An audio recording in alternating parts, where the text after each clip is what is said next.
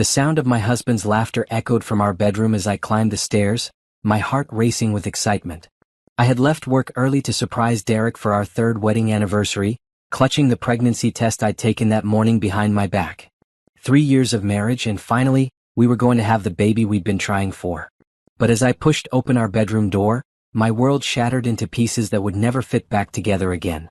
There was Derek, my husband of 3 years, tangled in our white silk sheets with someone I trusted more than anyone in the world. My own sister, Bianca. They were so lost in each other that they didn't even notice me standing there, frozen in the doorway like a statue. The pregnancy test slipped from my trembling fingers and clattered to the hardwood floor. "Oh God, Derek," Bianca moaned, her dark hair spread across my pillows like spilled ink. "I love you so much. I can't wait until you leave her." "Soon, baby." "Very soon," Derek whispered, kissing her neck. "Simone has no idea. She's so stupid she actually thinks we're happy." The room spun around me. This wasn't a moment of weakness. This wasn't a mistake. They had been planning this.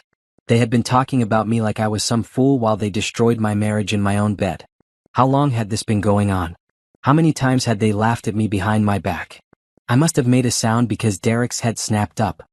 His dark eyes went wide when he saw me standing there. For a split second, nobody moved. Then Bianca sat up, clutching the sheet to her chest, but she didn't look sorry. She looked annoyed that I had interrupted them. "Simone," Derek said, scrambling to cover himself. "I can explain." "Explain what?" My voice came out as a whisper. "Explain how my husband is in bed with my sister on our anniversary? Explain how you just called me stupid while you were inside her." Bianca rolled her eyes. "Oh please. Don't act all shocked, Simone.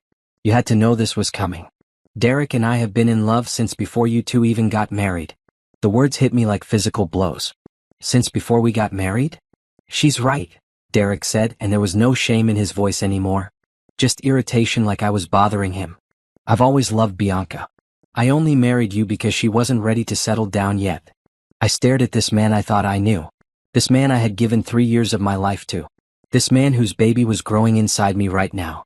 "So our entire marriage has been a lie?" "Not a lie," Derek said, standing up and reaching for his boxers. "Just convenient. But things change, Simone. People change. I can't keep pretending anymore." "Derek's been trying to figure out how to tell you for months," Bianca said, like she was doing me some kind of favor. "I told him he should just be honest. Rip the Band-Aid off." I looked down at the pregnancy test on the floor. The little pink plus sign seemed to mock me now. I had been so happy 10 minutes ago. I had been planning how to tell Derek about the baby, maybe over a romantic dinner. I had been living in a fairy tale while they were planning my destruction. "Get out," I said quietly. "Simone, we need to talk about this like adults," Derek said, pulling on his clothes. "Get out." I screamed, my voice echoing off the walls. "Both of you, get out of my house." "Technically it's our house," Derek said. "My name is on the deed too." That's when I knew. This wasn't just about them having an affair. They had planned this moment. They had prepared for it. Derek had probably already talked to a lawyer. Bianca was probably already planning to move in. "Fine," I said, my voice steady now. "You want the house. Take it. Take everything. But I want you both out of my sight right now before I do something we'll all regret." Bianca smirked as she gathered her clothes from the floor. "Don't be so dramatic, Simone. This isn't the end of the world. You'll find someone else. Someone else." I laughed, but there was no humor in it. "My own sister just destroyed my marriage and you think I'll just move on and find someone else?" "You're being childish," Derek said, straightening his shirt. "Bianca and I didn't plan for this to happen. Sometimes love just finds a way." I wanted to tell him about the baby right then.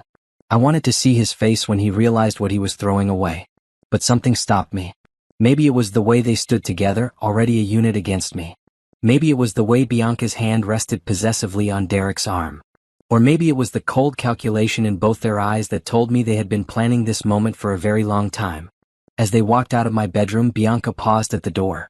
"For what it's worth, Simone, I am sorry it had to happen this way. But Derek and I, we're meant to be together. Surely you can see that." After they left, I sank to the floor and picked up the pregnancy test. The little plus sign was still there, bright and clear. In a few hours, my life had gone from perfect to destroyed. I was married to a man who loved my sister. I was pregnant with a baby whose father thought I was stupid. And my own family had betrayed me in the worst possible way. I sat there on the floor of my ruined bedroom, holding the evidence of the new life growing inside me, and I made a promise. I would never let anyone make me feel this small again. I would never let anyone use me or throw me away like garbage.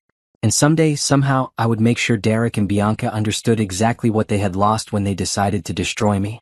3 days later, Derek served me with divorce papers. Not through a lawyer, not through the mail, but he walked into my workplace during my lunch break and slapped the manila envelope down on my desk like he was delivering a pizza. "There," he said loud enough for my coworkers to hear. "I'm making this easy for you, Simone. I could have dragged this out, but I'm not that kind of man." I stared at the envelope like it might bite me. Around us, the busy office had gone silent. Everyone was pretending to work while listening to every word. "You're not that kind of man?" I repeated. "What kind of man are you, Derek?" "The kind who's honest about his feelings," he said, straightening his tie. "Look, I know this is hard for you, but fighting me on this won't change anything. I love Bianca. I've always loved Bianca. You can either accept that and move on with your life, or you can make this difficult for everyone." I opened the envelope with shaking hands. The papers were thick and official looking. At the top, in bold letters, it said, "Petition for dissolution of marriage." My hands shook as I read through the legal language. Derek wanted everything. The house, the car, even the savings account I had built up from my grandmother's inheritance. "You want everything," I said, looking up at him. "I'm being fair," Derek said. "You can keep your personal belongings and your car. The house and savings were investments we made together." "Investments you made with my grandmother's money." Derek's jaw tightened. "That money became marital property the moment you put it in our joint account. My lawyer says I'm entitled to half of everything, but I'm being generous. I'm letting you walk away with your dignity intact." My coworkers were still pretending not to listen, but I could feel their eyes on me. I thought about the pregnancy test hidden in my purse. I had been carrying it around for 3 days trying to decide what to do. Part of me wanted to tell Derek right now, in front of everyone, just to see his face change. But another part of me, the part that was growing stronger every day, told me to wait. "I need time to think about this," I said. "There's nothing to think about," Derek said. "You can sign now and make this easy, or you can hire a lawyer and make this expensive. Either way, the result will be the same. I'm marrying Bianca as soon as this divorce is final." "You're marrying her?" "She's pregnant," Derek said, and my blood turned to ice in my veins. "We're having a baby, Simone. A real family. Something you could never give me." The words cut deeper than anything he had said before. For 3 years we had been trying to have a baby. I had gone through test after test, treatment after treatment, thinking the problem was with me. And now I was pregnant, and he was telling me that my sister was also pregnant with his child. "How long?" I whispered. "How long what? How long has she been pregnant?" Derek looked uncomfortable for the first time since he'd walked in. "That's not really your business anymore." "How long, Derek?" "For months," he said quietly. 4 months. Bianca had been pregnant for 4 months. Which meant she had gotten pregnant right around Christmas, when I was working overtime to pay for Derek's Christmas bonus at his job. When I was staying late every night, trying to prove myself at work so I could get the promotion that would help us buy a bigger house for the family we were trying to start. I did the math quickly in my head. I was about 6 weeks pregnant, which meant I had gotten pregnant after Bianca. Derek had been sleeping with both of us at the same time. He had been trying to have a baby with me while he was already having one with my sister. "Sign the papers, Simone," Derek said. "Don't make this harder than it has to be." I looked down at the divorce papers again. At the bottom of the first page there was a line for my signature. Right next to it, Derek had already signed his name in his careful, precise handwriting. The same handwriting that used to sign love notes he left for me in the morning. The same handwriting that had signed our marriage certificate 3 years ago. "I'll have my lawyer look at these," I said finally. Derek's face darkened. "You don't have money for a lawyer, Simone. And even if you did, it won't change anything. I'm done with this marriage. I'm done pretending to love you when my heart belongs to someone else." "Then why did you marry me at all?" I asked. "Because I thought I could learn to love you," Derek said. "Because you were safe. Because you worshipped me and I thought that would be enough. But it wasn't. It never was." The cruelty in his words took my breath away. Not just the words themselves, but the casual way he said them, like he was discussing the weather. Like the 3 years I had spent loving him meant nothing at all. "Get out," I said quietly. "Simone, get out of my office. Get out of my life. And don't come back unless you're prepared to treat me with the respect I deserve."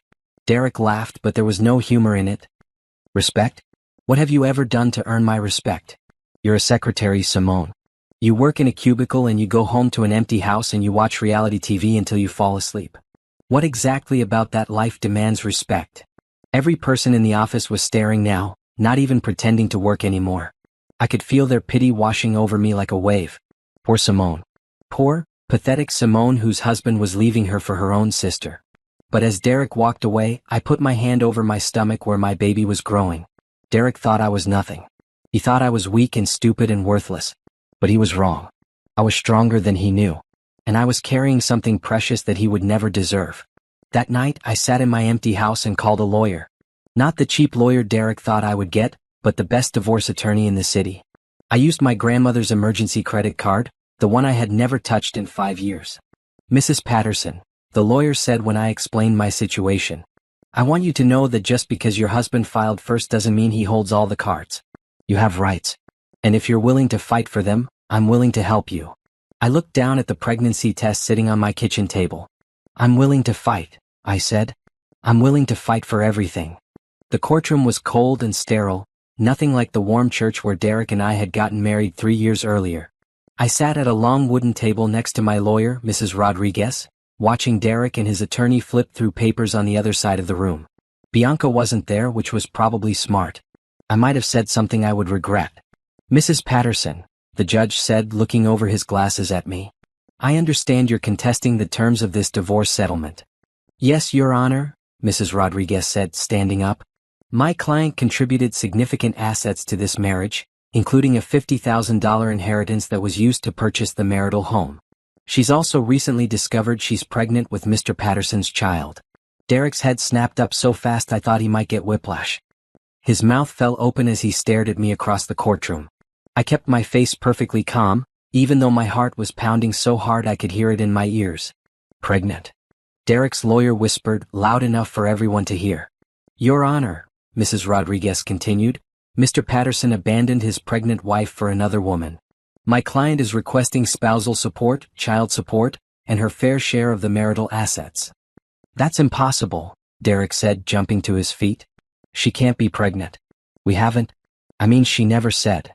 Mr. Patterson, the judge said sternly. Please let your attorney speak for you. Derek's lawyer looked like he wanted to crawl under the table. Your Honor, this is the first we're hearing of any pregnancy. We'll need time to verify. Are you questioning my client's honesty? Mrs. Rodriguez asked. I reached into my purse and pulled out the doctor's note I had gotten the week before. 8 weeks pregnant. Due date in early spring. I handed it to Mrs. Rodriguez, who passed it to the judge. The judge read it carefully, then looked at Derek. Mr. Patterson, are you disputing paternity? Derek's face had gone completely white. This changes things. Yes, it does, the judge said. It changes them significantly. Mrs. Patterson, do you have somewhere safe to live during this pregnancy? She has the marital home, Your Honor, Mrs. Rodriguez said. Mr. Patterson moved out voluntarily to live with his girlfriend. His pregnant girlfriend, I added quietly, and Mrs. Rodriguez squeezed my hand under the table. The judge's eyebrows rose. I see. Mr. Patterson, you're having children with 2 different women? Derek's lawyer jumped up. Your Honor, my client's personal relationships are not relevant to the division of marital assets. They are when there are children involved, the judge said firmly. Mrs. Patterson, I'm awarding you temporary spousal support and exclusive use of the marital home until this matter is resolved. Mr. Patterson, you'll provide health insurance for your wife and unborn child, and we'll establish child support once the baby is born. Derek looked like he had been hit by a truck. Your Honor, I can't afford to support 2 households. Bianca and I are having a baby too. We need. Mr. Patterson, the judge interrupted, you should have thought about that before you got 2 women pregnant at the same time. After the hearing, Derek cornered me in the hallway outside the courtroom. Why didn't you tell me you were pregnant? When exactly should I have told you? I asked. While you were serving me divorce papers at work? Or maybe while you were in bed with my sister? This changes everything, Simone. We need to talk about this like adults. No, Derek. This doesn't change anything. You made your choice. You chose Bianca and her baby over me and mine. Now you get to live with that choice.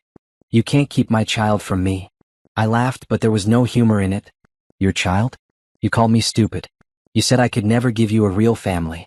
You said I was nothing but a secretary in a cubicle. Remember? Derek's face flushed red. I was angry. I didn't mean. You meant every word, I said. And now you want to play daddy because it's convenient? Because it makes you look better in court? I have rights, Simone. So do I said. And I have a very good lawyer who's going to make sure you pay for every single one of your mistakes.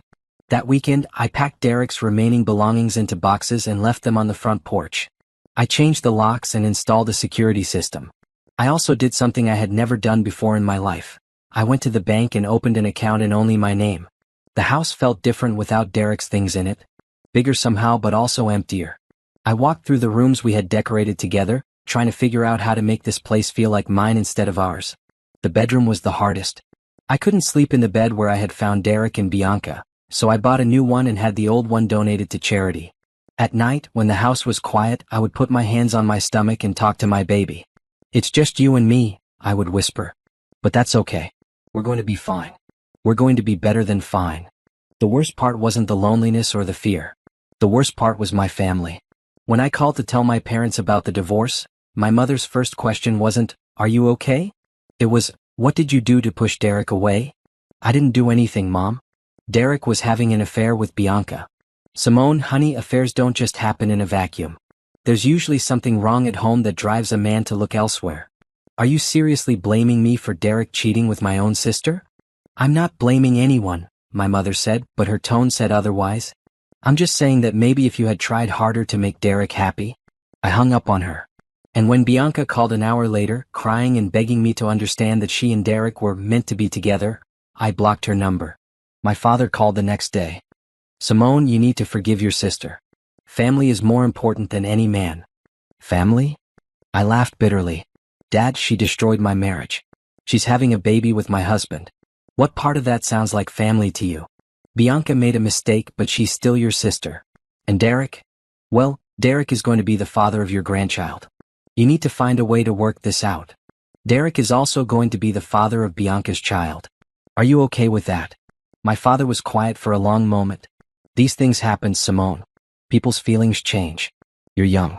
You'll find someone else. I'm pregnant, Dad.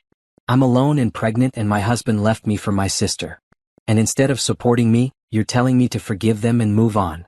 I'm telling you to be practical. Fighting with Derek won't change anything. And cutting off your sister will just leave you more alone. That's when I realized that I had been alone all along. My family had chosen sides and it wasn't mine. Derek had used me and thrown me away. But I wasn't the same woman who had walked into that bedroom 6 weeks ago. I was stronger now. I was angrier. And I was going to prove to all of them that they had made the biggest mistake of their lives. Moving to Atlanta was the hardest thing I had ever done, but it was also the most liberating. I sold the house Derek thought he would get in the divorce and used the money to start over in a city where nobody knew my story. Nobody knew about Derek or Bianca or the family that had abandoned me when I needed them most. I found a small apartment in a quiet neighborhood, close to a good hospital and a decent school for when the baby got older. It wasn't much, just 2 bedrooms and a tiny kitchen, but it was mine. Every morning I would wake up and remember that this was my space, my choice, my life. No one could take it away from me. The pregnancy was harder than I expected. Morning sickness lasted all day for the first few months, and I was so tired I could barely keep my eyes open at work. I had found a job as an administrative assistant at a marketing firm, and while it wasn't my dream job, it paid the bills and offered good health insurance. At night, when I was too tired to do anything else, I would sit in the nursery I was slowly putting together and plan for the future. I bought a crib from a second-hand store and painted it white. I hung pictures of animals on the walls and bought soft blankets in yellow and green since I had decided not to find out the baby's gender. I wanted at least one surprise in this whole mess. Derek called me every few weeks, usually late at night when I assumed Bianca was asleep.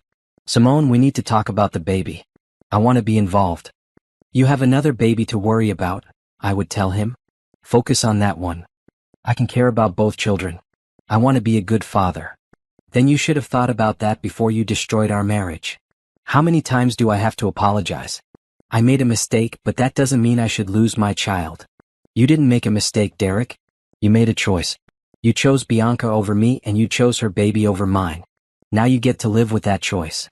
The conversations always ended the same way, with Derek getting angry and threatening to take me to court for custody. Let him try, I thought.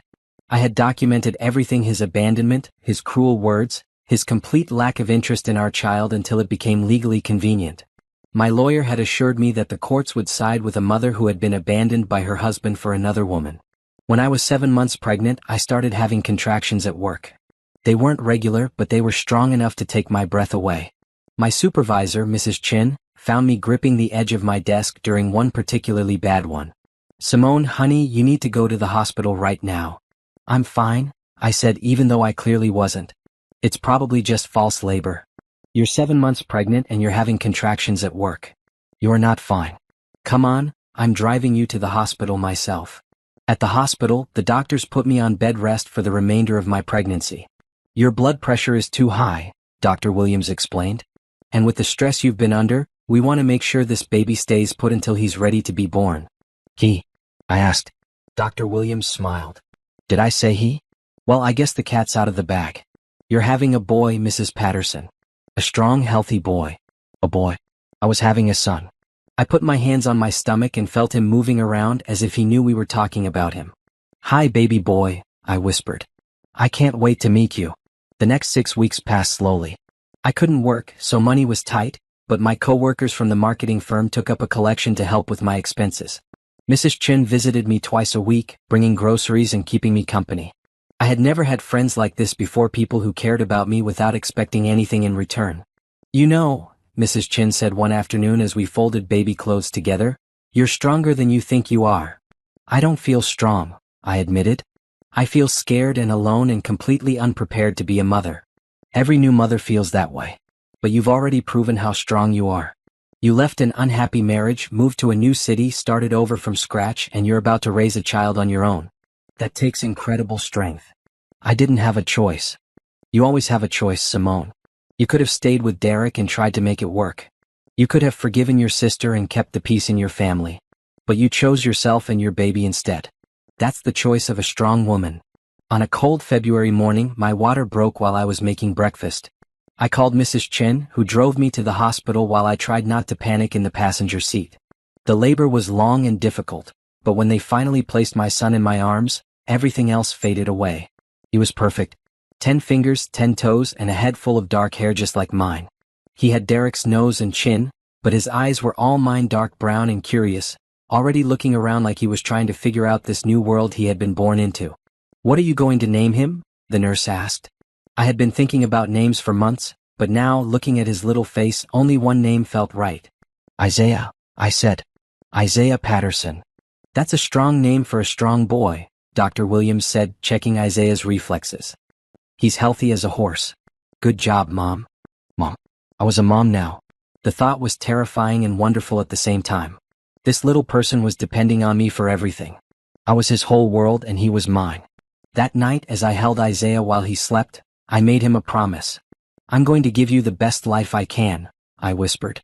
"I'm going to work hard and save money and make sure you have everything you need. And I'm going to teach you to be better than your father.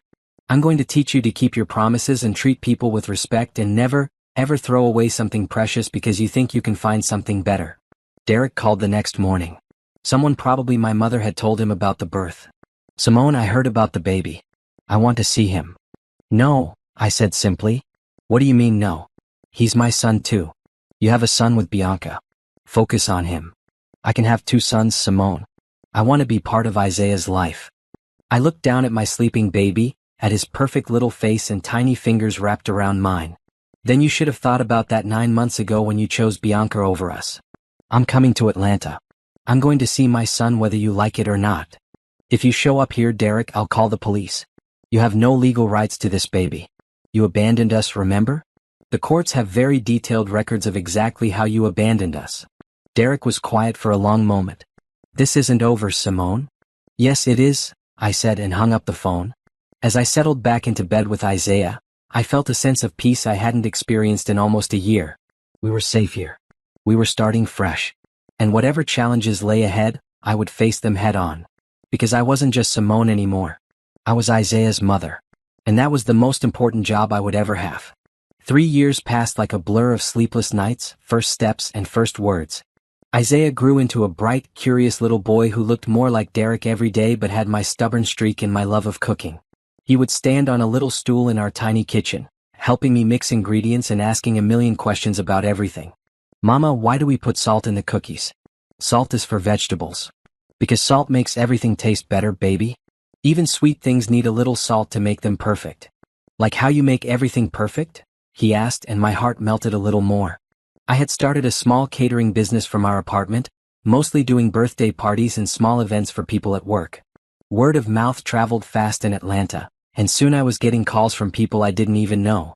My chicken and waffles were legendary at the marketing firm, and my peach cobbler had become the requested dessert for every office party.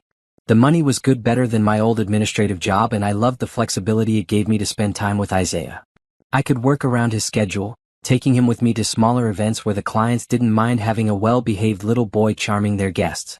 "Simone, you need to think bigger," Mrs. Chin said one afternoon as she watched me prep for a wedding reception. "You're talented enough to have your own restaurant. Why are you limiting yourself to catering?" "Because restaurants require money I don't have," I said, piping frosting onto a 3-tier cake. "And they require taking risks I can't afford to take with Isaiah depending on me." "But what if you had investors? What if someone believed in you enough to help you take that risk?" I had been thinking about it, honestly. Late at night, after Isaiah was asleep, I would sketch out floor plans for my dream restaurant. I had it all planned: a cozy place that served Southern comfort food with a modern twist, somewhere families could come for Sunday dinner or couples could have a romantic date night. I even had a name picked out, Simone's Table. But wanting something and being able to achieve it were two different things. I was a single mother with no collateral and no business experience beyond my little catering operation. Banks weren't exactly lining up to give loans to people like me. Everything changed on a rainy Tuesday in October. I was catering a corporate lunch for a law firm downtown, serving my famous shrimp and grits to a room full of lawyers in expensive suits. Isaiah was at preschool, so I was working alone, which I preferred for these kinds of professional events. As I was packing up the empty serving dishes, a woman in an elegant gray suit approached me. She was probably in her 50s, with silver hair pulled back in a perfect bun and the kind of confidence that comes from years of success. "Excuse me, are you the chef?" "I'm the caterer," I said, wiping my hands on my apron. "Simone Patterson." "Elizabeth Montgomery," she said, extending her hand. "That was the best meal I've had in years." "Where did you train?" I felt my cheeks flush. "I didn't train anywhere formal. I just cook." "You just cook," she repeated like she couldn't believe it. "Honey, that wasn't just cooking. That was art. Do you have a restaurant?" "No, ma'am. Just catering for now." Elizabeth pulled a business card from her purse. "I'm a restaurant consultant. I help people with good food and big dreams turn those dreams into reality. Would you be interested in talking?" I looked at the card. Elizabeth Montgomery, Restaurant Development Specialist. "I don't have money for a consultant." "The consultation is free," Elizabeth said with a smile. "The first one anyway. What have you got to lose?" 2 weeks later, Elizabeth sat in my tiny apartment kitchen, eating my fried chicken and taking notes on a yellow legal pad. Isaiah was at the table too, carefully coloring in a coloring book and occasionally offering Elizabeth pieces of his crayon. "This is remarkable," Elizabeth said, gesturing with a drumstick. "You have a natural gift, Simone. But more than that, you have something most chefs never develop: you cook with love. People can taste that." "Thank you," I said, though I still wasn't sure what she wanted from me. "I want to help you open a restaurant," Elizabeth said directly. "I have investors who are looking for exactly what you have: authentic, delicious food and a compelling story. They're particularly interested in supporting minority women entrepreneurs." My heart started racing. What kind of investors? Good people with money who want to do good things with it. They're not looking to take over your vision or change what you do. They want to help you do it bigger and better. And what would they want in return? A percentage of the profits, eventually. But first, they want to see a business plan. They want to know you're serious about this and that you understand what you're getting into. I looked around my tiny kitchen, at the industrial mixer I had bought secondhand and the mismatched pots and pans I had collected over the years. Then I looked at Isaiah, who was listening to every word even though he was pretending to color. "What do you think, baby?" I asked him. "Should Mama open a restaurant?" Isaiah looked up from his coloring book with those serious brown eyes that reminded me so much of my own. "Will there be room for me to help?" "There will always be room for you to help," I promised.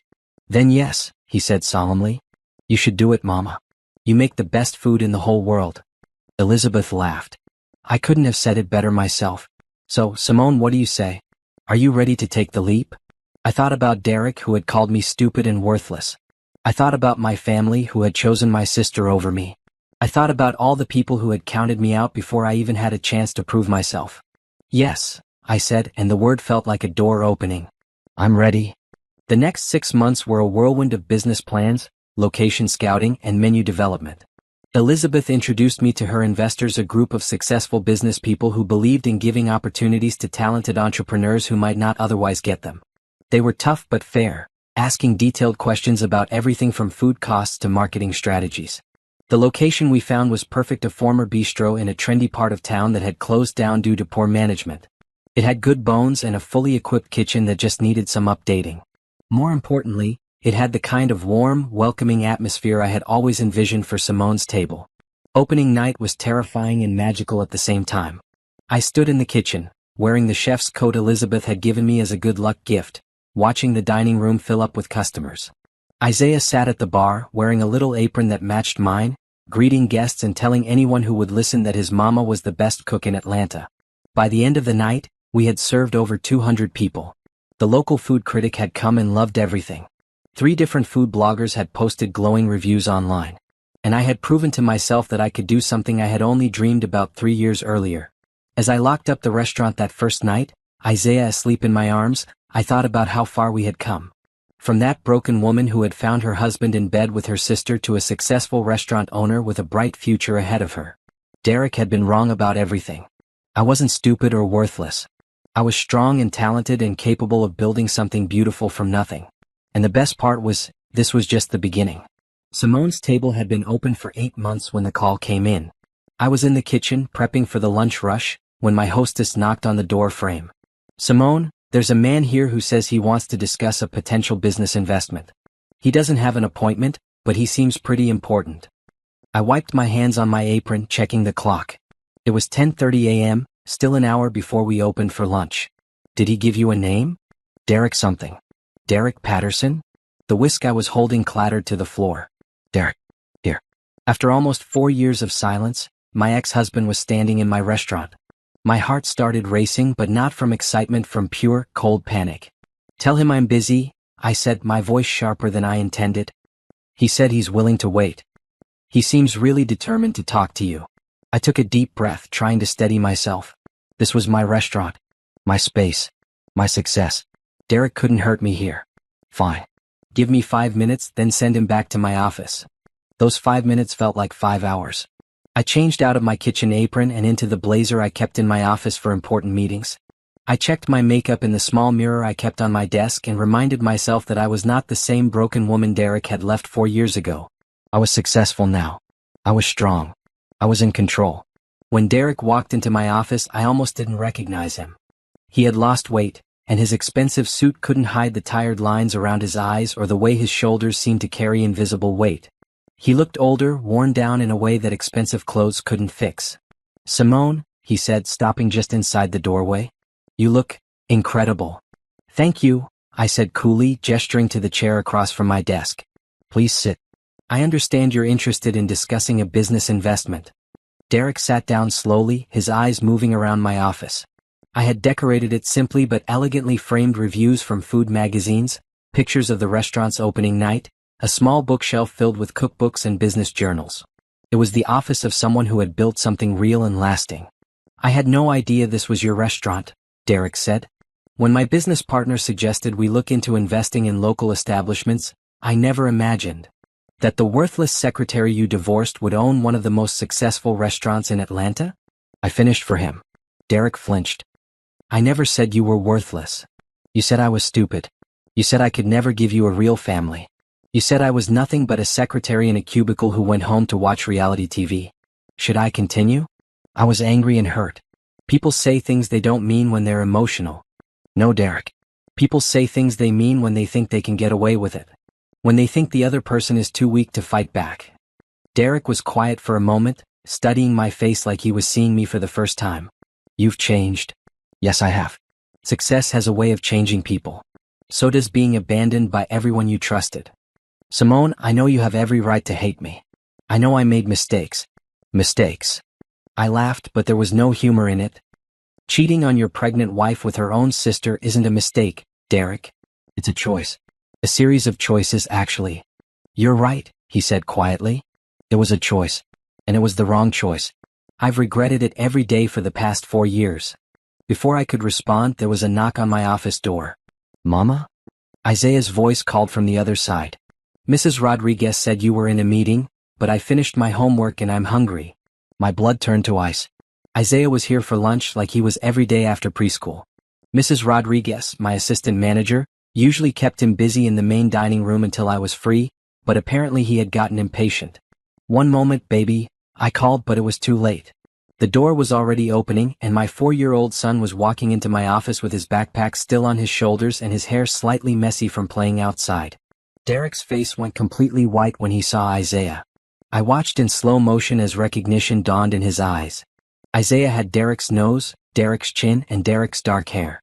But more than that, he looked exactly like Derek had as a child. I had seen enough old family photos to know. "Isaiah, sweetheart, I'm in a meeting right now," I said, trying to keep my voice calm. "Can you wait for me in the dining room? Mrs. Rodriguez will get you some mac and cheese." But Isaiah had noticed Derek staring at him, and being a naturally curious child, he was staring back. "Who's that, Mama?" "Just a business associate," I said quickly. "We're discussing restaurant investments." Derek stood up slowly like he was moving through water. This is my son." "Excuse me?" I said, my voice deadly quiet. "He looks exactly like I did at that age. This is my son. This is Isaiah." Isaiah looked between Derek and me, sensing the tension in the room even if he didn't understand it. "Mama, who is this man? Why does he know my name?" I moved around my desk to stand between Derek and Isaiah, my protective instincts kicking in. "Isaiah, go find Mrs. Rodriguez right now. Tell her Mama will be out in just a few minutes." "But, right now, baby. Please." Isaiah looked like he wanted to argue, but something in my tone must have convinced him this was serious. He backed toward the door, his eyes still on Derek. "Okay, Mama. But I want extra cheese on my mac and cheese." "You'll get extra cheese," I promised. "I love you." "Love you too," Isaiah said and disappeared down the hallway. As soon as he was gone, Derek sank back into his chair like all the air had gone out of him. "He's beautiful, Simone. He's perfect. He's none of your business. He's my son." "Your son?" I stood over him, fury radiating from every inch of my body. "Where were you when I was throwing up every morning for 3 months? Where were you when I was on bed rest, scared and alone? Where were you when I was in labor for 18 hours with no one to hold my hand? Where were you for his first steps, his first words, his first day of preschool? I didn't know. You didn't want to know. I tried to tell you I was pregnant, and you served me with divorce papers. You said I could never give you a real family. Well, congratulations, Derek. You were right. I couldn't give you a real family. But I gave myself one." Derek put his head in his hands. "I've made such a mess of everything. What do you want, Derek? What are you really doing here?" He looked up at me, and for the first time since he had walked into my office, he looked like the man I had once loved. Vulnerable and lost and desperate for something he couldn't name. "My marriage to Bianca fell apart," he said quietly. "She left me 6 months ago. Took our daughter and moved to California with some guy she met online. I felt a moment of vindication, followed immediately by guilt for feeling vindicated. I'm sorry to hear that. Are you? I'm sorry for your daughter. Children shouldn't have to suffer because their parents make bad choices." Derek nodded slowly. "You're a better person than I am, Simone.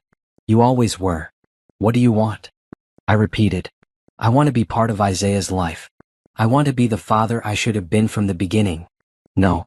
Simone, please. I know I don't deserve it, but he's my son. He deserves to have a father. He deserves to have a father who chose him. You didn't choose him, Derek. You chose Bianca and her baby over us. You don't get to change your mind now just because your other family didn't work out." "I've changed. Have you? Or are you just lonely and looking for something to fill the void Bianca left behind?" Derek was quiet for a long moment. When he finally spoke, his voice was barely above a whisper. "Maybe both. But that doesn't mean I don't love him. From the moment I saw him, I felt something I've never felt before. That's called regret, Derek. It's not the same thing as love. Let me prove it to you. Let me prove that I can be the father he needs." I looked at this man who had once been my whole world, who had destroyed me so completely that I had to rebuild myself from scratch. He looked broken now, humbled in a way that the old Derek never would have been. But broken people could still cause damage. Desperate people made desperate choices. "No," I said again. "I won't let you hurt him the way you hurt me. I would never hurt him. You hurt him the day you abandoned him. You hurt him every day you chose not to be part of his life. And you'll hurt him again when you get bored or find someone new or decide that being a father is harder than you thought it would be. Derek stood up, his composure finally cracking. You can't keep me from my son forever, Simone. I have rights. No, Derek. You gave up your rights when you chose another woman over your pregnant wife. You gave up your rights when you called me stupid and worthless. You gave up your rights when you walked away. I'll fight you on this. I'll take you to court if I have to. I smiled and there was no warmth in it. Go ahead. Try explaining to a judge why you suddenly want custody of a child you've ignored for 4 years. Try explaining why you abandoned your pregnant wife for her sister. Try explaining why you deserve another chance when you threw away the first one. Derek stared at me for a long moment, and I could see him realizing that the scared, broken woman he had left behind was gone. In her place stood someone stronger, someone who wouldn't be intimidated or manipulated. This isn't over, he said finally. Yes, I said, walking to my office door and opening it. It is. After Derek left, I sat alone in my office for a long time, my hands shaking with adrenaline and old pain. Through my window, I could see the dining room where Isaiah was sitting at his favorite table, eating mac and cheese with extra cheese and chatting happily with Mrs. Rodriguez. He looked so innocent, so unaware that his entire world had just shifted on its axis. For 4 years, it had been just the two of us against the world. Now Derek knew about him, and I had a terrible feeling that our peaceful life was about to become very complicated. But as I watched my son laugh at something Mrs. Rodriguez had said, I made myself a promise. I had built this life from nothing. I had created success and stability and love out of heartbreak and betrayal, and I would do whatever it took to protect it. Derek had hurt me once, but I wouldn't let him hurt Isaiah. Not now, not ever. Whatever came next, I was ready for it. The private investigator's report arrived on a Wednesday morning, delivered to Derek's downtown law office in a plain manila envelope. He had hired the man 3 weeks earlier, right after seeing Isaiah at the restaurant, and now the proof was sitting on his desk in black and white. DNA match. 99.7% probability of paternity. Derek stared at the papers until the numbers blurred together. He had known, of course, the moment he saw Isaiah's face. The boy looked exactly like Derek had at that age, same dark hair, same stubborn chin, same way of tilting his head when he was thinking. But seeing it confirmed in clinical, scientific terms made it real in a way that twisted something deep in his chest. He had a son. A beautiful, bright 4-year-old son who didn't know he existed. Derek's phone buzzed with a text from his business partner. How did the restaurant meeting go? Think it's worth investing in? The meeting. Derek had almost forgotten the original reason for visiting Simone's table. He had been looking for local businesses to invest in, opportunities to expand his portfolio and rebuild his reputation after the disaster of his personal life. The irony wasn't lost on him. He had been looking for a good investment, and instead he had found the child he had thrown away. His office door opened without a knock, and his secretary poked her head in. Mr. Patterson?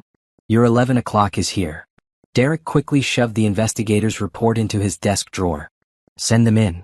But as he tried to focus on contracts and depositions for the rest of the day, all he could think about was Isaiah. The way the boy had looked at him with curious brown eyes, Simone's eyes. The way he had called Simone Mama, with such complete trust and love. The way he had seemed so confident and happy, like a child who had never doubted for a moment that he was wanted and cherished. That night, Derek drove past Simone's restaurant again, even though he knew it was closed. The building was dark except for a small light in what he assumed was Simone's office.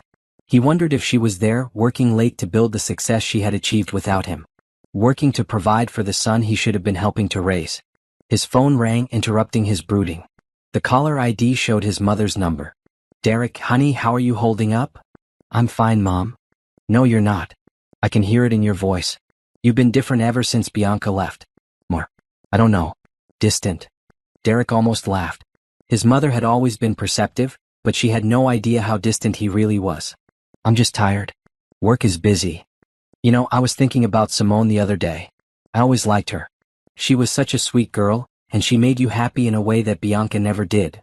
Derek's grip tightened on the phone. His mother had never approved of his relationship with Bianca, though she had been too polite to say so directly. Mom, Simone and I are divorced. That's ancient history. I know, but... Derek, can I ask you something? Do you ever wonder what would have happened if you had tried harder to make your marriage work? Every day Derek thought. Especially now. There's no point in wondering about the past. Isn't there? You're only 32 years old, Derek.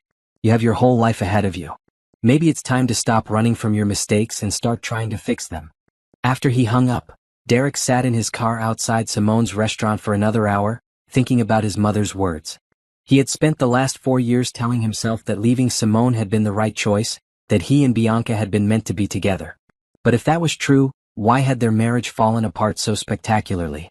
Why had Bianca taken their daughter and run off with another man the moment things got difficult?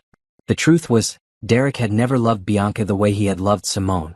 Bianca had been exciting and forbidden, the kind of dangerous thrill that made him feel alive. But Simone had been home. Simone had been safety and warmth and the kind of steady love that built a life instead of just burning bright and fast. And he had thrown it all away for what? A few years of passion that had burned out as quickly as it had started? A daughter who barely knew him because Bianca had made it clear from the beginning that she came first in everything? Derek pulled out his phone and scrolled through his contacts until he found Simone's number. He had kept it all these years even though he had never called. His finger hovered over the call button for a long moment before he finally pressed it. The phone rang 4 times before Simone's voice answered, cautious and professional. Hello? Simone, it's Derek. Please don't hang up. There was a long pause. What do you want, Derek? It's late. I want to talk. About Isaiah. About us. About everything. There is no us. There hasn't been an us for 4 years. I know. I know I screwed everything up. But I need you to understand something. I never stopped loving you. Simone's laugh was sharp and bitter. You have a funny way of showing love. I was young and stupid and I thought the grass was greener somewhere else. But I was wrong, Simone. About everything. Derek, I don't have time for this. I have a restaurant to run and a child to raise. I don't have time to help you work through your midlife crisis. This isn't a midlife crisis. This is me finally being honest about the biggest mistake I ever made. The biggest mistake you ever made was cheating on your wife with her sister. Everything else was just consequences. Derek closed his eyes, leaning his head against the steering wheel. You're right. But that doesn't mean I can't try to make it right now. You can't make it right, Derek. Some things can't be fixed. Some things, once they're broken, stay broken. What about Isaiah? Don't I deserve a chance to know my son? You had a chance to know your son. You had 9 months to step up and be a father. You chose not to. I didn't know. You didn't want to know. There's a difference. Derek was quiet for a moment, knowing she was right but not wanting to admit it. Simone, I've seen the DNA test results.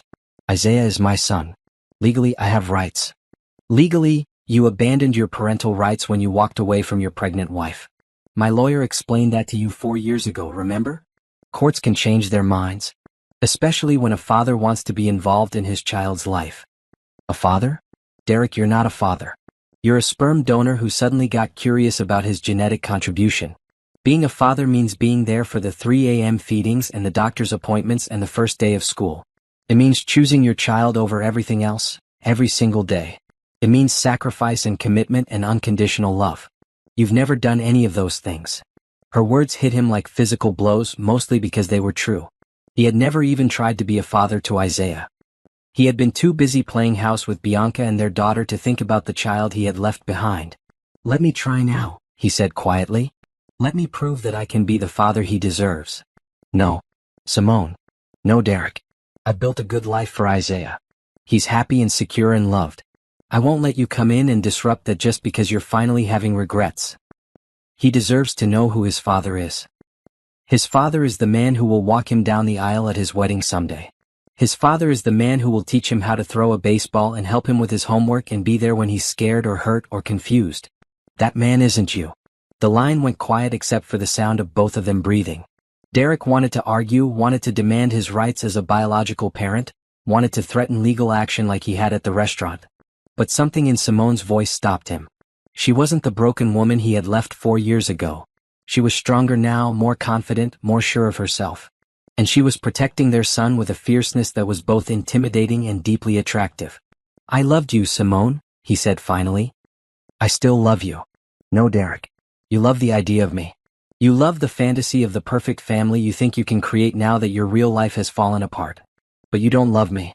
If you loved me, you never would have hurt me the way you did. People can change. Some people can. But not you. You're still the same man who threw away his family for a prettier option. You're still the man who called his pregnant wife stupid and worthless. The only difference is that now you're lonely and looking for something to fill the void. Derek wanted to argue, but the words died in his throat. Because maybe she was right. Maybe he was just looking for something to ease the guilt and loneliness that had been eating at him since Bianca left. Maybe he didn't really want to be a father, maybe he just wanted to feel like less of a failure as a man.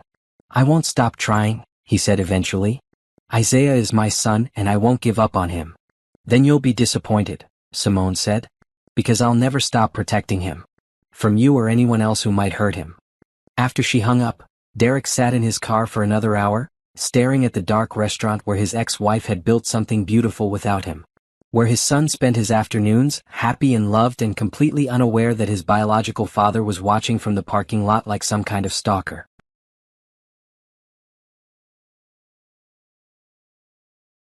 Derek had thought that finding Isaiah would give him purpose, maybe even a chance to win Simone back.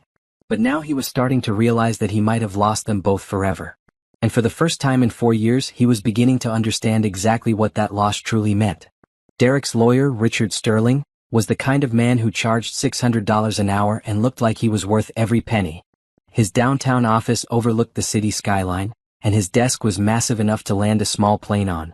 When Derek walked in carrying the DNA test results and a file folder full of photographs he had taken of Isaiah from across the street, Sterling barely looked up from the legal brief he was reviewing. Derek, what can I do for you today? More problems with the Bianca situation? No, this is about something else. Something more important. Derek sat down and slid the DNA results across the desk. I need to file for custody rights. Sterling picked up the papers and read them quickly, his expression not changing. 99.7% probability of paternity. Who's the mother? My ex-wife, Simone. That got Sterling's attention. He looked up with raised eyebrows. Your ex-wife? The one you divorced to marry Bianca? Yes. And you're just now finding out about this child? Derek shifted uncomfortably in his chair. It's complicated. Sterling leaned back in his leather chair, studying Derek with the sharp eyes that had made him one of the most successful family lawyers in Atlanta. Derek, I need you to be completely honest with me. Did you know Simone was pregnant when you divorced her? There was some indication that she might be, but did you know or didn't you? Derek looked out the window at the city below, remembering that terrible day in court when Simone had announced her pregnancy like a bomb going off in the middle of his carefully planned new life. Yes, I knew. And you chose not to pursue custody or visitation at that time? I was starting a new family with Bianca. I thought it would be better for everyone if I focused on that. Sterling set the papers down and leaned forward. Derek, I'm going to give you some free advice. Walk away from this. What? You voluntarily relinquished any claim to this child 4 years ago. You haven't paid child support, you haven't attempted visitation, you haven't even tried to maintain contact. In the eyes of the law, you're a stranger to this child. But I'm his biological father. Biology doesn't make you a father, Derek. Behavior does. And your behavior for the past 4 years has been that of a man who wanted nothing to do with this child. Derek felt his temper rising. That was different. I was in a different place in my life then. And what's changed? Besides the fact that your marriage to Bianca fell apart and you're looking for something to fill the void. The words stung because they were so close to what Simone had said. I want to be a father to my son. Is that so wrong? Sterling pulled out a yellow legal pad and started making notes. Derek, let me explain what would happen if we actually tried to pursue this case. First, we'd have to prove that it's in the child's best interest to have a relationship with you. Given that he's been thriving without you for 4 years, that's going to be difficult. But he's my son. Second, we'd have to address the abandonment issue. A judge is going to want to know why you suddenly care about this child after ignoring him for his entire life. They're going to look at your pattern of behavior, leaving your pregnant wife for another woman, starting a new family while abandoning your first child, and now showing up only after your second marriage failed. Derek was quiet, staring at his hands. Third, Sterling continued, we'd have to deal with the mother's objections. From what you've told me, Simone is successful, stable, and has provided a good home for this child. She's going to fight any attempt at forced visitation, and frankly, she'd probably win. So you're saying I have no rights at all? I'm saying you gave up your rights when you walked away. The law generally doesn't give you a second chance just because you've changed your mind. Derek stood up and walked to the window, looking down at the busy street below. Somewhere in this city, Isaiah was probably at preschool, learning his letters and making friends and having no idea that his biological father was trying to figure out how to insert himself into his life. What if I could prove that I've changed? What if I could show that I'm ready to be a responsible father? Sterling made more notes on his pad. It would be an uphill battle. And expensive. We're talking about months, maybe years of legal proceedings. Court-appointed psychologists to evaluate everyone involved. Character witnesses. Financial records. And at the end of it all, you might get supervised visitation once a month. Once a month. If you're lucky. Derek, this child doesn't know you. For all practical purposes, you're a stranger who happens to share his DNA. The court isn't going to disrupt his stable home life just to satisfy your sudden desire to play daddy. Derek turned away from the window, his jaw set with determination. I want to try anyway. Sterling sighed and set down his pen. Derek, as your lawyer and your friend, I'm advising you to let this go. You made your choice 4 years ago. Live with it. And as my lawyer who charges me $600 an hour, what would you advise? If you're determined to pursue this, we'd start with a petition for paternity and visitation rights. We'd argue that you were young and confused when you made the decision to step away, and that you're now ready to be a responsible father. We'd emphasize your successful law practice and financial stability. And what are our chances? Sterling was quiet for a long moment. Honestly, maybe 20%. And that's being generous. Despite the low odds, Derek found himself nodding. Let's do it. Meanwhile, across town at Simone's table, Simone was having her own meeting with her lawyer. Patricia Rodriguez sat across from Simone in the restaurant's small office, reviewing the papers Derek's attorney had just filed. He's asking for paternity testing and visitation rights, Patricia said, looking up from the documents. Standard opening move for an absent father trying to establish custody. Simone felt her stomach clench. What does this mean for Isaiah? Right now it doesn't mean anything. Derek has to prove paternity first, which shouldn't be hard given how much Isaiah looks like him. But proving paternity and getting visitation are two different things. Can he force me to let him see Isaiah? He can try. But Simone, you have something very powerful in your favor: 4 years of documented abandonment. Derek walked away from his pregnant wife, never attempted contact, never paid child support, and never showed any interest in this child until now. That's going to be very difficult for him to overcome. Simone looked out the office window at the dining room, where Isaiah was sitting at his usual table doing homework while one of the waitresses helped him with his math. He looked so small and innocent, completely unaware that his world might be about to change. What should I do? Fight, Patricia said simply. Fight with everything you have. This isn't about Derek's rights as a biological parent. This is about Isaiah's right to stability and security. You've given him that. Derek hasn't. But what if the judge thinks Isaiah needs a father figure? Patricia smiled grimly. Then we make sure the judge understands that being a father is about more than just genetics. We document every day Derek missed, every milestone he wasn't there for, every choice he made that put his own desires ahead of his child's needs. How long will this take? Months probably. Maybe longer if Derek's lawyer drags it out. But Simone, I want you to know something: you're not the same scared young woman who walked into my office 4 years ago asking for help with a divorce. You're successful now. You're stable. You've built a good life for yourself and your son. That's going to count for a lot in court. That evening, after the restaurant closed and Isaiah was asleep, Simone sat in her living room going through old photo albums. Pictures of Isaiah's first steps, his first birthday, his first day of preschool. Derek wasn't in any of them because Derek hadn't been there. For 4 years, it had been just her and Isaiah building a life together one day at a time. She thought about Derek's phone call, about his claim that he still loved her.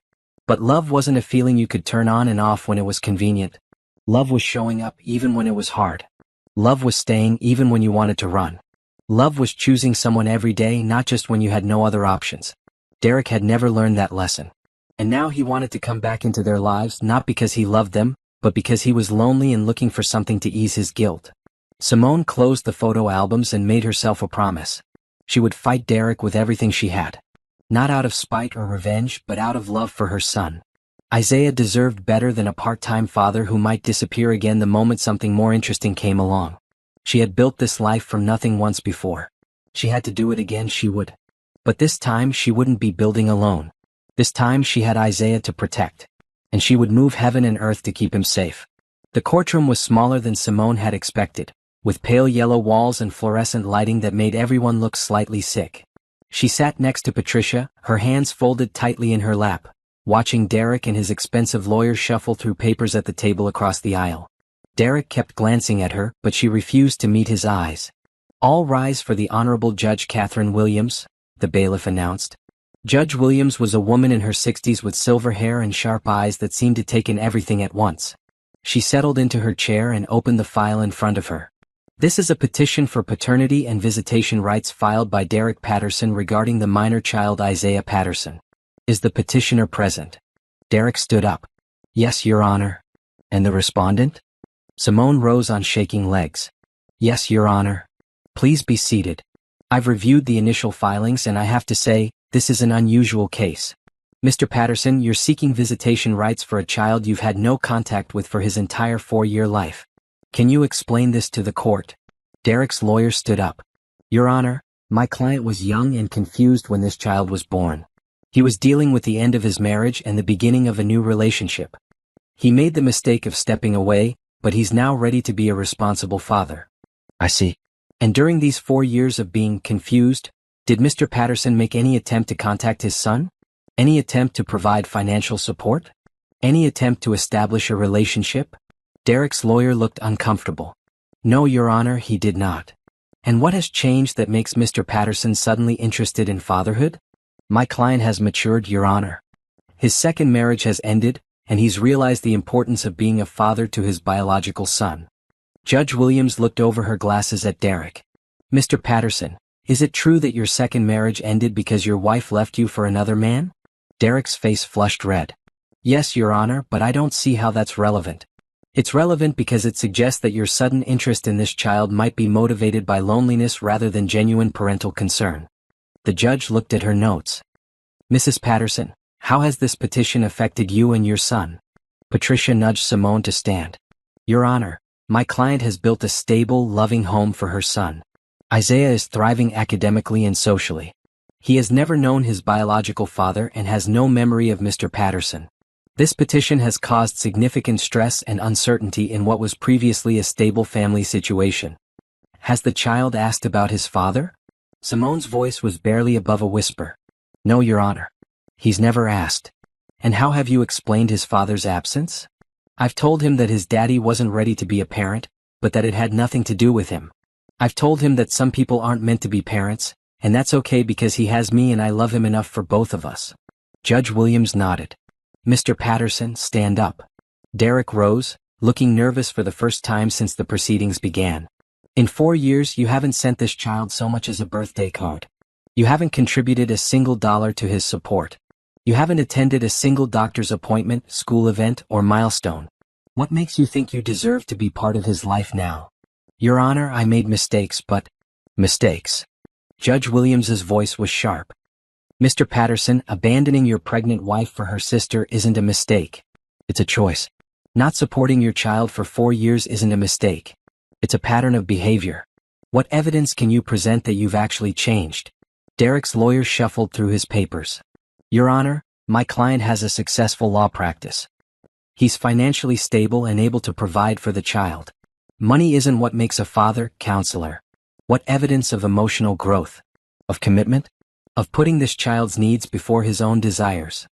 Derek's lawyer was quiet, clearly struggling to find an answer. "Mrs. Patterson," the judge continued, "I'd like to hear your perspective on what's best for your son." Simone stood again, her voice stronger this time. "Your Honor, Isaiah is a happy, secure child. He has a routine, friends at school, and a support system of people who love him. Introducing a stranger who claims to be his father would only confuse and upset him. Mr. Patterson has shown no interest in gradually building a relationship or earning his place in Isaiah's life. He's demanding immediate access to a child he's never bothered to know." "Your Honor," Derek's lawyer interjected, "my client has rights as the biological father. Biological fathers who abandon their children don't have the same rights as fathers who actually parent their children," Judge Williams said firmly. "Mr. Patterson forfeited his rights when he walked away from his pregnant wife and never looked back." Derek suddenly stood up, his face red with frustration. "Your Honor, I know I made mistakes, but I love my son. I want to be part of his life. Doesn't that count for something?" "Mr. Patterson, love is not a feeling. Love is an action. It's showing up when it's inconvenient. It's putting your child's needs before your own wants. It's being there for the hard days, not just the easy ones. Can you honestly tell this court that you love a child you've never bothered to know? Derek opened his mouth to respond, then closed it again. The courtroom was silent except for the soft hum of the air conditioning. Judge Williams closed the file and removed her glasses. Mr. Patterson, I'm denying your petition for visitation rights. The court finds that granting such rights would not be in the best interest of the child. Isaiah Patterson has thrived without your presence for 4 years. There is no evidence that introducing you into his life would benefit him in any way. Derek's lawyer jumped up. Your Honor, we'd like to appeal. You're welcome to appeal, counselor, but I doubt you'll find a higher court that disagrees with my assessment. Mr. Patterson, if you're serious about being a father, I suggest you start with smaller steps. Perhaps sending birthday cards. Perhaps contributing to your son's support without being court-ordered to do so. Perhaps demonstrating over time that you're capable of putting his needs before your own desires. After the judge left, Derek turned to Simone with desperation in his eyes. Simone, please. Can't we work something out? Can't I at least meet him? Simone looked at this man who had once been her everything and felt nothing but sadness. Derek, you had 4 years to meet him. You chose not to. I'm choosing to now. No, you're not choosing him. You're choosing to ease your own guilt and loneliness. There's a difference. Derek's composure finally cracked completely. I know I screwed up, okay? I know I made the worst mistake of my life. But I can't change the past. All I can do is try to make the future better. The future would be better if you left us alone, Simone said quietly. Isaiah is happy, Derek. He's loved and secure and thriving. Why would you want to disrupt that just to make yourself feel better? Because he's my son. No, Simone said, gathering her purse and standing to leave. He's my son. You're just the man who helped create him. There's a difference. As Simone walked out of the courtroom, she felt a weight lift from her shoulders that she hadn't even realized she was carrying. The legal battle was over. Derek had lost, and more importantly, Isaiah was safe. She had protected her son from a man who saw him as a possession rather than a person, who wanted to claim him without earning him. Outside the courthouse, Patricia put a hand on Simone's shoulder. You did good in there. You protected your son. It doesn't feel like a victory, Simone said. It just feels sad. Sometimes doing the right thing feels sad. But you chose Isaiah's well-being over Derek's feelings, and that's what a real parent does. That evening, Simone sat with Isaiah on their couch, reading his favorite bedtime story for the 3rd time. He was snuggled against her side, his thumb in his mouth even though he was getting too old for that habit. Mama, he said sleepily. Yes, baby? I love you. I love you too, Isaiah. More than anything in the whole world. Will you always protect me? Simone kissed the top of his head, breathing in the sweet scent of his baby shampoo. Always, sweetheart. I will always protect you. And as she held her son close, Simone knew that no matter what challenges lay ahead, she had made the right choice. She had chosen love over biology, protection over reconciliation, and her son's future over Derek's regrets. It might have been sad, but it was right. And sometimes that was enough. 2 years had passed since the courthouse confrontation, and Simone's table had become one of Atlanta's most celebrated restaurants. The James Beard Foundation had nominated Simone for Outstanding Chef, and Food and Wine magazine had featured her restaurant on their cover with the headline From Heartbreak to Hope, How One Woman Cooked Her Way to Success. Simone stood in her expanded kitchen, now twice the size of the original, directing a team of 12 cooks as they prepared for the evening rush. The restaurant was booked solid for the next 3 months, and she had just signed a deal to open 2 more locations in Charleston and Nashville. Chef Simone, her sous chef called from the prep station. The food blogger from the Atlanta Journal-Constitution is here for the 6 o'clock interview. Tell her I'll be right there, Simone said, wiping her hands on her apron. She had learned to balance her role as head chef with the business side of running a restaurant empire, but some days it felt like she needed to be 3 people at once. As she walked through the dining room toward the table where the food blogger waited, Simone's eyes found Isaiah automatically. He was 6 now, sitting at the bar doing homework while chatting with Jerome, her business partner and boyfriend of 8 months. Jerome was helping Isaiah with his math problems, his patience endless as he explained addition for the 4th time. So if you have 5 apples and someone gives you 3 more apples, how many apples do you have total? Jerome asked. 8. Isaiah said proudly. But Jerome, why would someone give me 3 apples? That's a lot of apples for 1 kid. Jerome laughed, the sound warm and genuine. Maybe they really like you. Maybe they think you're the best kid in the whole world. Mama says I'm the best kid in the whole world too, Isaiah said matter-of-factly. But she's my mama, so she has to say that. You don't have to say that because you're not my daddy. Simone felt her heart skip a beat, but Jerome handled the comment with the grace he brought to everything. You're right, I don't have to say it. But I say it because it's true. You are pretty amazing, little man. Isaiah beamed and went back to his math problems, completely unaware of the emotional weight of what he had just said. Jerome looked up and caught Simone's eye, giving her a small smile that was both understanding and reassuring. The interview went well. The food blogger, a woman named Jennifer Hayes, was genuinely interested in Simone's story and asked thoughtful questions about her journey from divorced single mother to successful restaurateur. What would you say to other women who find themselves starting over after a devastating personal setback? Jennifer asked. Simone thought for a moment, looking around at the bustling restaurant she had built from nothing. I'd say that sometimes the worst thing that happens to you turns out to be the best thing that could have happened.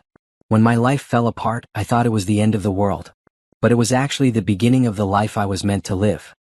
Do you ever wonder what would have happened if your ex-husband hadn't left? No, Simone said without hesitation. If Derek hadn't left, I would never have discovered my own strength. I would never have built this restaurant. I would never have become the woman I am today. So in a way, I'm grateful he left. He did me the biggest favor of my life by showing me I didn't need him. After the interview, Simone joined Jerome and Isaiah at the bar. Isaiah had finished his homework and was now drawing pictures of the restaurant's signature dishes with the crayons Jerome always kept behind the bar for him. How did the interview go? Jerome asked, sliding a glass of wine across the bar to her. Good. She wants to do a follow-up piece about the expansion plans. Simone took a sip of wine and felt some of the day's tension leave her shoulders. What are you two up to? Jerome is teaching me how to make a milkshake, Isaiah said, not looking up from his drawing. But first I have to finish this picture of your mac and cheese for the refrigerator at home. Simone smiled. Their refrigerator at home was covered with Isaiah's artwork, most of it depicting scenes from the restaurant. He drew the kitchen, the dining room, the customers, and especially Jerome, who had become a fixture in their lives over the past 8 months. Jerome was everything Derek had never been: steady, kind, genuinely interested in Isaiah's thoughts and feelings. He had been coming to the restaurant as a customer for over a year before he approached Simone about a business partnership. His background was in restaurant management and franchising, and he had helped her navigate the expansion that was making her wealthy beyond her wildest dreams. Their romantic relationship had developed slowly, carefully, with Isaiah's well-being always at the center of every decision. Jerome had never pushed for more than Simone was ready to give, and he had earned Isaiah's trust through consistency and genuine affection rather than trying to buy his way in with gifts or grand gestures. Mama, Isaiah said, holding up his finished drawing, do you think Jerome should move in with us? Simone nearly choked on her wine. Isaiah, where did that come from? Well, he's here every day anyway. And he knows how to make pancakes that don't burn. And he's really good at fixing the broken things in our apartment. Jerome was trying not to laugh. Isaiah, that's something your mama and I would need to talk about together. It's a big decision. But you like us, right? And we like you. So why wouldn't you want to live with us? It's not about wanting to, Jerome said gently. It's about making sure it's the right thing for everyone. Sometimes adults need more time to make big decisions than kids do. Grown-ups are weird, Isaiah declared and went back to his drawing. That night, after Isaiah was asleep, Simone and Jerome sat on her apartment balcony sharing a bottle of wine and talking about the day. It had become their routine after the restaurant closed. They would come back to her place and decompress together. He's getting attached to you, Simone said quietly. I'm getting attached to him too. Is that a problem? Simone was quiet for a moment. I just don't want him to get hurt if this doesn't work out. Jerome set down his wine glass and turned to face her. Simone, what would it take for you to believe that this is going to work out? I don't know. Time, I guess. Proof that you're not going to get bored or find someone more exciting or decide that being a stepfather is harder than you thought it would be. Your ex-husband really did a number on you, didn't he? Simone laughed, but there was no humor in it. Derek taught me that people leave. Even when they promise they won't, even when they seem happy, even when you think you're building something permanent together. People leave. Some people leave, Jerome said. But some people stay. My parents have been married for 43 years. My business partner and I have been working together for 15 years. I've lived in the same house for 8 years and had the same barber for 12 years. I'm not Derek, Simone. I don't run when things get complicated. How can I know that for sure? Jerome was quiet for a long moment, looking out at the city lights below. You can't know for sure. Nobody can. All you can do is decide whether you want to take the risk. And if I'm not ready to take that risk, then I'll wait. I'll keep being here, keep proving that I'm not going anywhere until you are ready. However long that takes. 3 months later, Simone was featured on the cover of Entrepreneur magazine as one of the top 40 under 40 business leaders in America. The article detailed her journey from abandoned wife to successful restaurant owner, and the accompanying photo shoot had been done at Simone's table with Isaiah prominently featured alongside her. Derek saw the magazine at a newsstand while walking to his office. His law practice had been struggling since his personal life imploded, and several of his bigger clients had moved their business elsewhere after the ugly details of his divorce from Bianca became public. He bought the magazine and read the article 3 times, sitting in his car in the parking garage. Simone looked radiant in the photos. Confident and successful and genuinely happy in a way she had never looked when she was married to him. Isaiah had grown into a beautiful child who looked at his mother with obvious adoration and at the camera with the confidence of a kid who had never doubted he was loved. The article mentioned Simone's business partner, Jerome Hamilton, who was also being considered for a franchise partnership that could make Simone's table a national brand. There was a photo of Jerome and Simone working together in the kitchen, their body language suggesting a relationship that went beyond business. Derek closed the magazine and sat in his car for a long time, thinking about the choices that had led him to this moment. He was 36 years old, divorced twice, estranged from both his children, and watching his ex-wife's success from the sidelines like a spectator at his own life. His phone buzzed with a text from his mother. Saw the article about Simone. She looks wonderful. You really messed that up, didn't you? Yes, Derek thought. You really had. That evening, as Simone and Jerome cleaned up the restaurant after another sold-out night, Isaiah fell asleep at his usual table. Jerome carried him to the office couch while Simone finished the deposit, and when she came back she found Jerome sitting next to the sleeping boy, gently stroking his hair. He's gotten so big, Jerome said softly. Sometimes I can't believe he was ever that tiny baby you described from the early days. You would have liked him as a baby, Simone said, sitting down on Jerome's other side. He was the happiest child. Always smiling even when he was teething or sick. Like he just trusted that everything would be okay. He still trusts that everything will be okay. That's because of you, you know. Because you made sure everything was always okay for him. Simone looked at Jerome, at this man who had become so important to both her and Isaiah, and felt something shift inside her chest. The fear was still there, but it was smaller now, quieter. Overwhelmed by something stronger and more persistent. Jerome, she said quietly. Yeah. Ask me again. Ask you what again? About moving in together. Ask me again.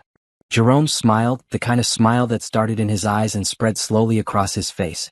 Simone Patterson, would you and Isaiah like to move in with me? Or better yet, would you like me to move in with you?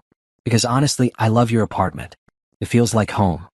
Yes, Simone said, and the word felt like a door opening.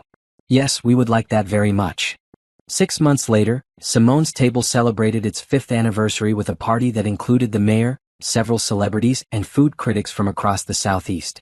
Jerome had moved in with Simone and Isaiah, and their life together had settled into a rhythm that felt natural and right. Isaiah, now 7, introduced Jerome to his friends as my almost dad, and had started asking when Jerome was going to officially marry his mom. Jerome had started asking the same question, though more privately and with a vintage engagement ring he kept hidden in his sock drawer. Derek drove past the restaurant that night, as he had done occasionally over the years, and saw the celebration through the windows. Simone was laughing at something Jerome had said while Isaiah danced with one of the waitresses. They looked like a family, not the broken pieces of Derek's abandoned obligations, but a whole, complete unit that had been built on love and choice rather than biology and legal documents. For the first time in years, Derek didn't feel angry or resentful as he watched them. He felt something that might have been peace. Simone had built something beautiful without him, something he never could have given her because he had never understood what real love looked like. As he drove away, Derek made himself a promise. He would stop driving by the restaurant. He would stop checking up on them online. He would let them live their lives without the shadow of his regret hanging over them. It was the first truly selfless thing Derek had done in years, and it felt like the beginning of becoming the kind of man he should have been all along. Too late for Simone and Isaiah, but maybe not too late for himself. Inside the restaurant, Simone raised a glass of champagne to toast their success. To new beginnings, she said, looking around at the life she had built from the ashes of her old one. To second chances and chosen family and the beautiful future we're building together. To Mama. Isaiah shouted, raising his glass of apple juice. To all of us, Jerome added, his eyes meeting Simone's across the crowded room. And as the celebration continued around them, Simone felt the last piece of her old pain finally dissolve. She had gotten her revenge in the best possible way, not by destroying Derek, but by building something so beautiful and successful that his abandonment had become irrelevant. She had won not by defeating him, but by proving that she had never needed him at all. The little girl who had been thrown away had become a woman who was cherished. The abandoned wife had become a successful entrepreneur. The single mother had become part of a loving family built on choice rather than obligation. It was better than revenge. It was redemption.